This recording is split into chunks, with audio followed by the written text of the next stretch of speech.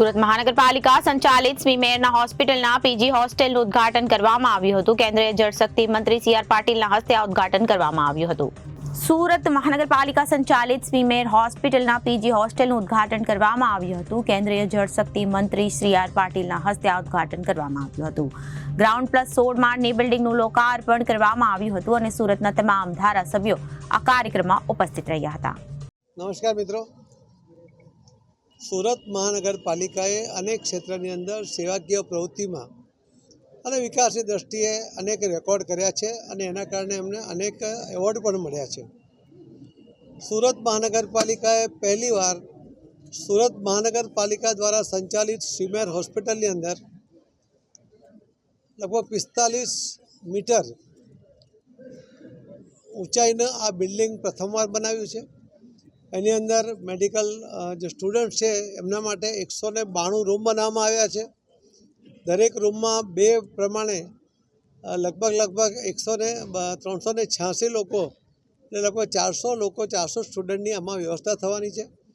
એના કારણે એડમિશનમાં પણ વધારો થશે અને વધુ યુવાનોને મેડિકલમાં ભણવા માટેની સુવિધા સાથેની તક મળશે। બિલ્ડિંગની ક્વોલિટી તમે બધાએ જોઈ હશે, બહુ સરસ બનાવી છે મહાનગરપાલિકાએ।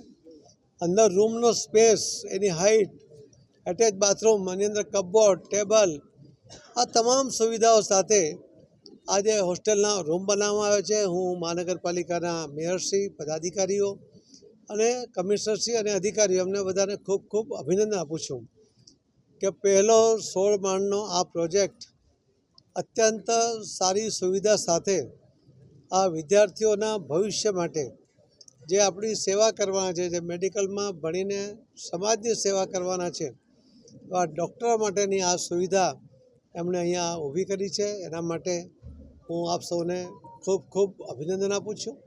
સૌ કોર્પોરેટરોને પણ અભિનંદન આપું છું। જે તે વખતે મંજૂર થયું ત્યારે પરેશભાઈ પટેલ સ્ટેન્ડિંગ કમિટી ચેરમેન હતા। ઘણા બધા વાદ વિવાદ હતા, કરવા ના કરવાનો વિચારો ચાલતા હતા, ત્યારે મક્કમતાથી આ નિર્ણય લીધો અને અમારા હમણાં મેયરશ્રી દક્ષેશ માવાણી અને ચેરમેનશ્રી રાજનભાઈ પટેલ અને ચેરમેનશ્રી મનીષાબેન, આ બધાના આગેવાનીમાં આ પ્રોજેક્ટ આજે પૂર્ણ કરવામાં આવ્યો છે। ફરીથી હું સુરત શહેરના સૌને પણ મહાનગરપાલિકાની આવી સુંદર, સબળ, મજબૂત વ્યવસ્થા માટે અભિનંદન આપું છું। સ્વીમેર હોસ્પિટલમાં પણ નાની મોટી જે મુશ્કેલીઓ છે એ પણ આ અધિકારીઓ એને પણ દૂર કરે અને આના લાયક હોસ્પિટલ પણ વાતાવરણ બનાવે, એનાથી પેશન્ટોને પણ ખૂબ ફાયદો થશે।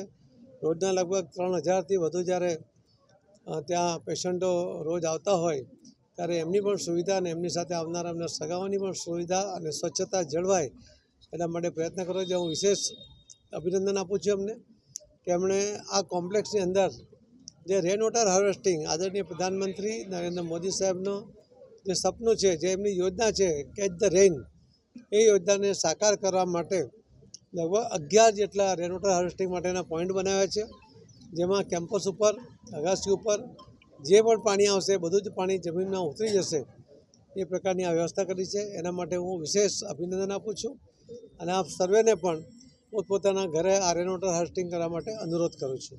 ધન્યવાદ।